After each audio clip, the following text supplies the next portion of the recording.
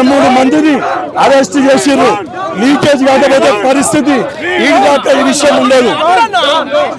రఘున MP ఆయన BJP MP ఆయన అసలు లీకేజే జరగలేదు అంటున్నాడు. ఏం చెప్తారు? రఘునందన్ రావు లాంటి వాళ్ళు అసలు లీకేజే జరగలేదని చెప్తున్నారు. లీకేజ్ జరగకపోతే గ్రేస్ మార్క్స్లు ఏ ప్రాతిపదికన ఇచ్చారు? ఏదైతే లీకేజ్ అయిందని చెప్పి స్పష్టంగా 13 మందిని అరెస్ట్ చేశారు. లీకేజీ జరగకపోతే సిబిఐ ఎంక్వైరీ దేనిపైన వేసారు?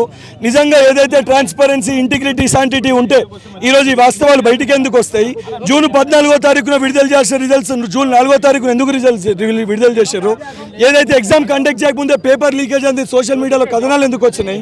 మే 6th రోజు ఎగ్జామ్ కండక్ట్ చేసినాక ఎందుకు పోలీస్ స్టేషన్లో కేసులు అయినాయి? ఇవన్నిటికీ అవగాహన లేకుండా, సంబంధం లేకుండా ఉద్దేశపూర్వకంగా ఏదైతే దీన్ని తప్పుదో పట్టించే ప్రయత్నం చేస్తారు. ఆ రోజు తెలంగాణలో టీజీపీఎస్సీ పరిధిలో పేపర్ లీకేజ్ అనగానే ఇదే రఘునందన్ రావు గారు ఎగ్జామ్స్ అన్నింటినీ క్యాన్సిల్ చేయాలని ఏ ప్రాతిపదికన మాట్లాడినావు?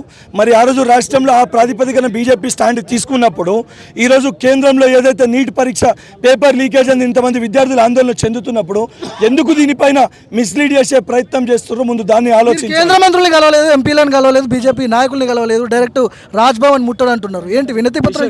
కిషన్ రెడ్డి గారు అపాయింట్మెంట్ అడగడం జరిగింది, బండి సంజయ్ గారు అపాయింట్మెంట్ అడగడం జరిగింది. మా సోదరులు ఏదైతే సంబంధించి లెఫ్ట్ ఆర్గనైజేషన్ సంబంధించి వారి తరఫున అందరము సంతకాలు పెట్టి ఇవన్నీ కూడా వాళ్ళ అపాయింట్మెంట్ అడగడం జరిగింది. మంత్రులు ఏదైతే ఎంపీల అపాయింట్మెంట్ అడగడం జరిగింది, దానితో పాటు గవర్నర్ గారి అపాయింట్మెంట్ కూడా అడగడం జరిగింది. ఇవన్నిటిపైన వీరు మౌనం వీడతలేరు కాబట్టి మా నిరసన తెలియజేస్తున్నాం. Thank you. సో ఇది ఎమ్మెల్సీ బల్మూరు వెంకట్ కూడా చెప్తున్నాడు, ఖచ్చితంగా పెద్ద ఎత్తున దీని మీద ఉద్యమం చేస్తామని చెప్తున్నాడు. కెమెరా పర్సన్ శశితో Bhargav, mic TV, necklace road నుంచి.